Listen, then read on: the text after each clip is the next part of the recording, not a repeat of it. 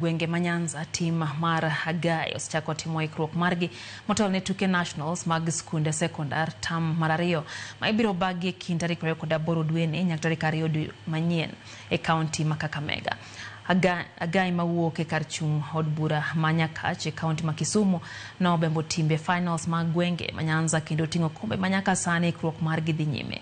Timno noyudo sir kowuok kuom riwruok mar Dr. Raymond Omolo mano miyo jotugo wuoch mag tugo maromo 20 kaka yorno mar jiwogi timo maber e nationals. Kanowuok kinde manoyudo sir makamano, jatend skundno Gordon Akoko olonegi ginigi lony mare en gi geno ni timno biro timo makare tuke mag nationals kendo duogo gi okombe.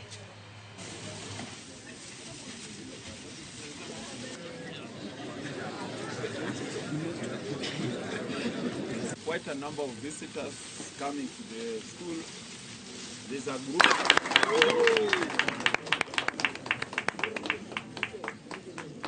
This is not the first time I'm going to the national. This should be my 9th time as a coach, and I believe that with the support I get, God behind us or in front, we are going to do much better in the national.